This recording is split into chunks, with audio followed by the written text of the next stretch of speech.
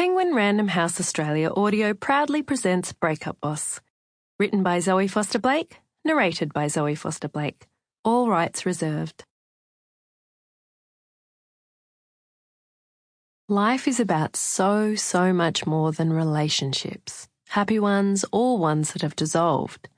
Life is about you, your choices and what you do with them. Remember, your choices at this stage are not the ex or alone forever. Why I wrote this book and created the app. Because I wish something like this had existed when I was 20, and it still doesn't. And just like billionaires frustrated with current space travel options, sometimes you just have to build the goddamn thing yourself. I've done all the things you shouldn't in a breakup, sometimes in one densely packed 24-hour period of self-destructing humiliation. Once, when I was 18, I thought it was time I caught up with my ex, just to, show him I was cute and had nice hair and that he might want to reconsider. I'd broken it off with him, which is important to note if you mistakenly thought the crazies only come out when you are the dumpee. I woke up, got far too dressed up for a Sunday morning. I took 2 trains to his very faraway house in the middle of winter and knocked on his door. I look irresistible, I thought. He'll probably propose, I thought. He's not here, his flatmate said. No probs, I'll wait, I said, barging in and plopping myself down on the lounge in the underfurnished, stinky apartment.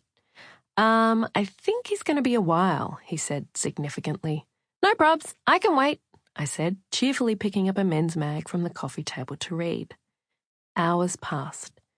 The flatmate reluctantly left for errands and returned, and guess which loser was still there. Hours passed, 2 or maybe 8. I didn't want to text my ex, I wanted to surprise him. But finally I text. He responded coldly. You should go. He was right, of course.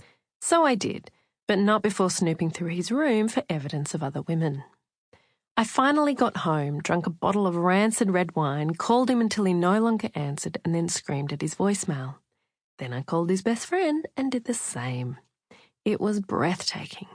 I was a drunk, screaming, pathetic, wildly overdressed cliché. And if I'd had this book back then, I could have maintained my dignity. Oh, look, it's all learning, of course. I regret nothing. That's a lie.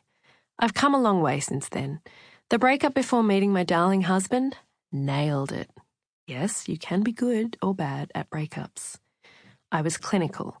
I was composed, and once that initial week of wine and tears and adrenaline had passed, I took really good care of myself. I handled it like a total boss. Sample complete. Ready to continue?